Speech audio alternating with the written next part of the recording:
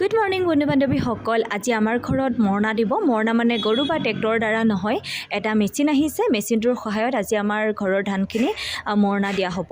এইটো দেখিছেনে মেচিনটোৰ এফালে ধানৰ মুঠিখিনি ভৰাই গৈছে আৰু আন এটা ফালে খেৰখিনি ওলাই গৈছে, কিন্তু মেচিনটোৰ তলৰ অংশৰে গুটিখিনি ওলাই আহিছে, ধানখিনি ওলাই আহিছে। এয়া দেখিছেনে টিঙত ভৰাই ভৰাই তেওঁলোকে জুখি পিনে বস্তাত এয়া ভৰাই গৈছে।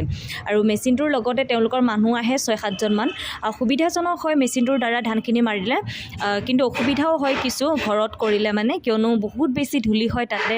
খেৰখিনি পৰা জেগাডোখৰত আমাৰ ৰুমটো আছিলে, মানে বহুত বেছি বেয়া অৱস্থা ৰুমটোৰ, ধূলি আৰু খেৰখিনি বহুত স্পীডত যায়, যিহেতু খেৰখিনি ভিতৰলৈকে পৰি গৈছে। পথাৰত কৰিলে চাগে হয়তো অলপ সুবিধাজনক হ'ব আৰু খুব কম সময়ৰ ভিতৰতে এই মেচিনটোৰ দ্বাৰা বহুত বেছি এইখিনি ধান আপোনালোকে মৰণা দি শেষ কৰিব পাৰে। এইটোৱে সুবিধাজনক।